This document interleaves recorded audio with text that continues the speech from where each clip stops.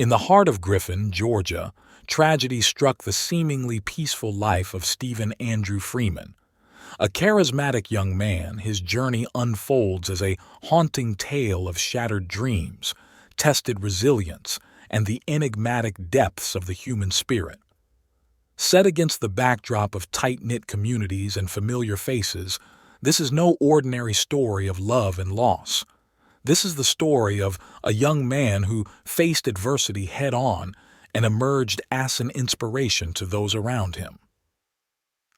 Born on January 1, 1995, Stephen grew up in Griffin with his parents, Troy and Jennifer Freeman, and his brother Blake. He cherished his family, and his bond with his mother, Jennifer, was particularly strong. In addition to his familial ties, Stephen shared a close relationship with his girlfriend, Katherine Higdon. Born in 1994, Mary was described as an easygoing and creative individual who enjoyed the outdoors and had a passion for nature and animals. The couple, high school sweethearts, shared a love for outdoor activities such as hiking, camping, fishing, and hunting. After high school, Mary and Stephen moved in together in Griffin. Stephen worked as a metal worker, while Mary held a part-time position as a teacher's assistant at St. George's Episcopal School and also worked at a sporting goods store. Thomas Skinner, Stephen's best friend and Mary's co-worker at the store, attested to their shared passion for firearms. Mary and Stephen's relationship was supported by a close-knit group of friends, including Thomas, Andrew McKee, and Chase Pute. This tight circle cared deeply for each other, expressing natural concern about their friends' romantic partners. Initially doubtful about Mary, the group eventually embraced her, appreciating the common interests she shared with Stephen. In 2018, Mary and Stephen were living together in Griffin. The 7-year-long on-and-off relationship had endured its share of ups and downs. However, on the night of August 1st, Mary made a 911 call that would cast a shadow of doubt over the events that unfolded. Some questioned the authenticity of her distress, while others believed she genuinely sounded scared and shocked. The detectives who arrived at the scene captured Mary's emotional state on their body cameras. All right, get some gloves. Check see if he's got bullets. Out good. Very weak. Okay. Ma'am, come on. Two rooms right now. One room. How many bullets were fired, man? No, it was just one. I was just walking in here and I just... Just one round was fired? Okay. Out. It was just... Right. I just, because we like to sleep with the gun beside us.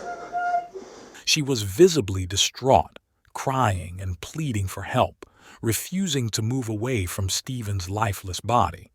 The authenticity of Mary's conduct became a subject of intense debate, with conflicting opinions on whether her emotions were genuine or orchestrated. As the investigation into Stephen Andrew Freeman's tragic end unfolded, the crime narrative took on a complex and puzzling nature, leaving the small town of Griffin grappling with questions that demanded answers. The story of a young man's life cut short became a gripping tale of love, loss, and the blurred lines between genuine emotion and potential deception. When the detectives arrived at the scene, hope still clung to life for Stephen Andrew Freeman. Rushed to the hospital after being shot directly in the chest, just below his neck, his fight against the looming darkness ended tragically a few minutes before midnight. The abrupt loss left the investigators probing the depths of what appeared to be more than a mere accident. The initial account from Mary, Stephen's girlfriend, painted a picture of a tragic mistake. She claimed she had mistakenly shot Stephen while handing him the gun, insisting she had no knowledge of a loaded chamber. However, her narrative soon shifted. Now, she said she had tossed the gun to Stephen. Skepticism loomed as one detective, well-versed in firearms, couldn't reconcile the details. Guns, he knew, didn't just go off without a trigger pull or random toss. The crime scene whispered of murder. Signs of a prior disagreement cluttered the house, with food strewn everywhere. The scent of alcohol on Mary's breath hinted at a heated altercation, possibly fueled by frustration. It became apparent that this was more than a tragic accident. In the intense aftermath, the detectives, employing a forceful strategy, confronted Mary without her lawyer, seeking a taped confession. Shouting and demanding the truth, they pushed Mary to admit she shot Stephen out of anger. As the tape rolled, capturing this pivotal moment, fate dealt a cruel blow. The recording, intended as a cornerstone of evidence, was rendered useless by static feedback noise. Mary's arrest on murder charges intensified the challenge. The destroyed tape became a critical loss. Words exchanged during the aggressive interrogation stood as the sole testimony against her. Yet, this wasn't the investigators' only card. They held evidence of the gun being loaded that fateful night. Despite Mary's claim of ignorance, traces of cooking grease on the magazine and the gun itself hinted at a different narrative, a night where emotions ran high, fueled by a greasy London broil Mary had been cooking. Delving deeper, the detectives uncovered a troubling history. Police had been called to Stephen and Mary's home 5 times within the last year, 2 incidents involving domestic disputes. Stephen's closest friends didn't mince words. They painted a picture of a toxic relationship.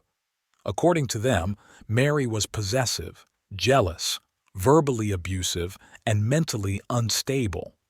Constant fights and shouting matches were the norm, and Stephen's attempts to distance himself were met with relentless calls and texts. Stephen's co-workers, too, had stories to share. One recounted receiving 30 calls from Mary while en route to a job with Stephen.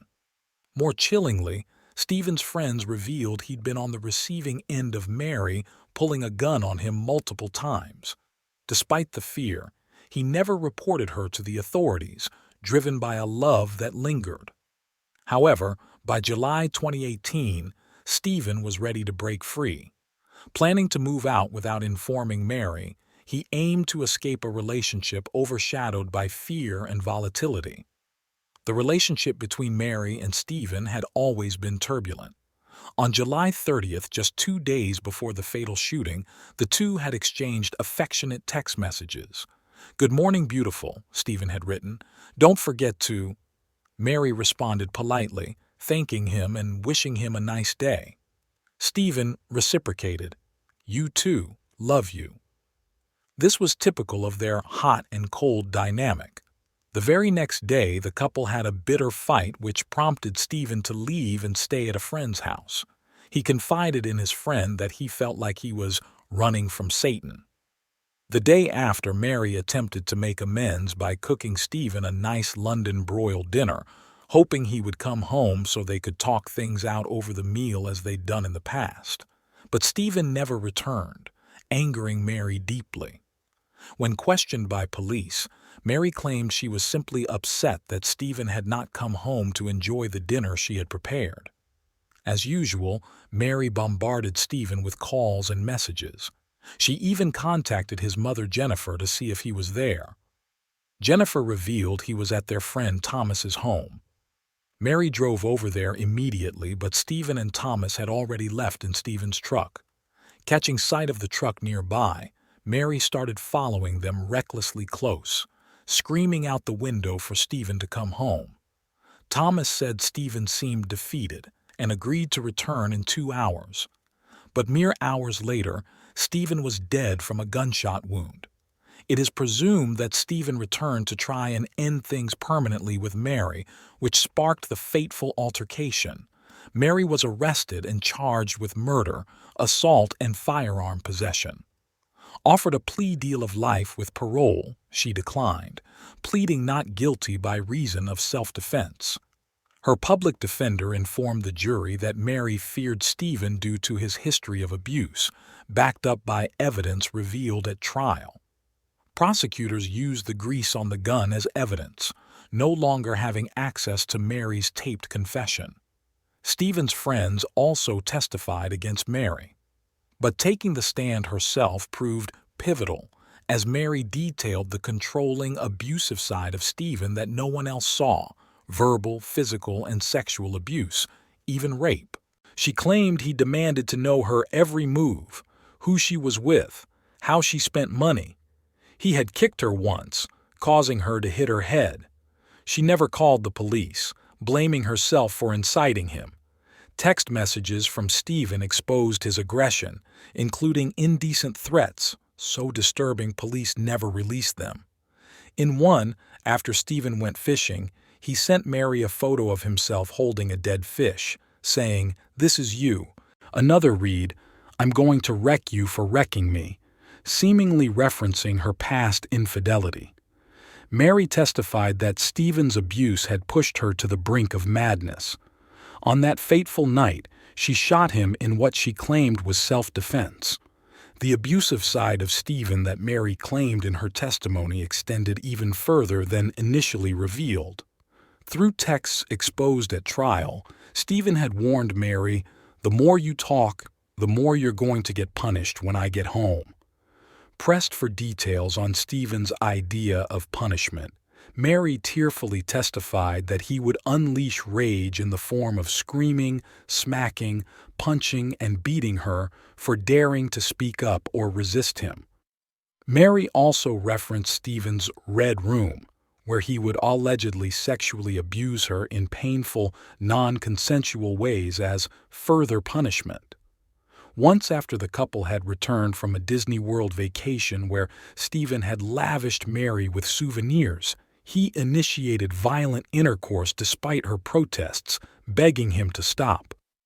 "I bought you all these nice things at Disney, so now you're going to give me what I deserve," Stephen had demanded.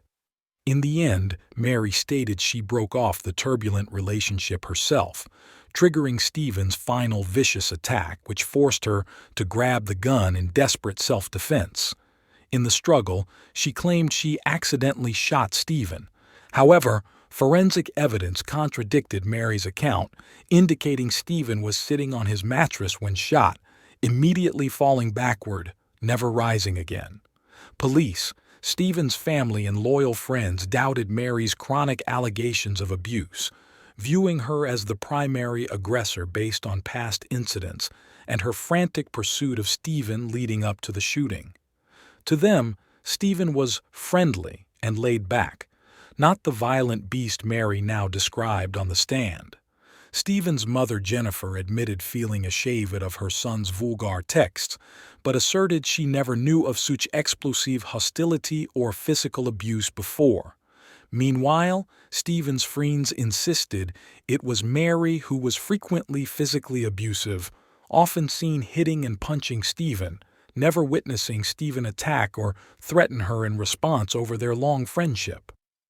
Seeking to sow seeds of doubt in the jury, Mary's defense team argued his friends had never actually witnessed the alleged behind-closed-doors abuse she described.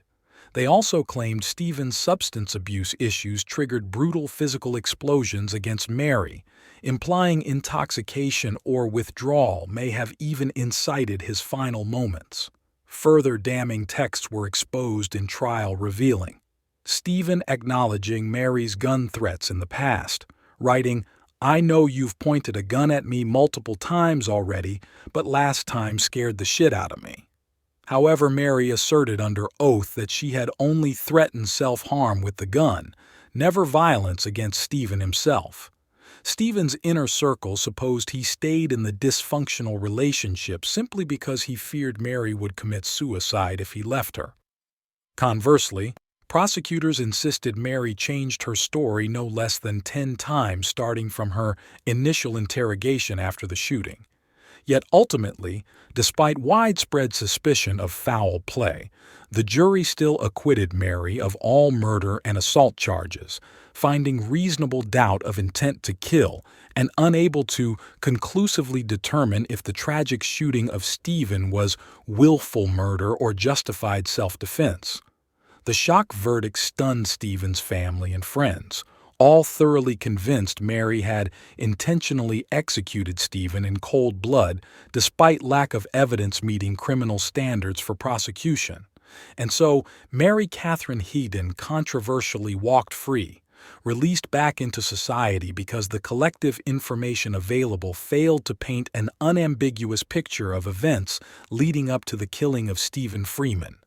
In death, just as in life, Stephen proves inspirational. His story underscoring that even against harrowing obstacles, dedication paired with unwavering resolve can empower one to soar beyond perceived limitations imposed by adversity. Though his boundless promise and positive community impact were tragically cut short far too soon, the resilient spirit Stephen radiated while alive reminds us to face challenges with courage, chasing our dreams no matter the odds or naysayers. Stephen Andrew Freeman's enduring legacy manages to motivate and uplift even in aftermath of intimate partner tragedy. If you found this story as intriguing as we did, make sure to drop your thoughts in the comments below. Share your theories, speculations, or any insights you might have about this enigmatic tale. If you haven't already, don't forget to hit that subscribe button. And, of course, ring that bell icon to be the first to know when we unearth another captivating narrative.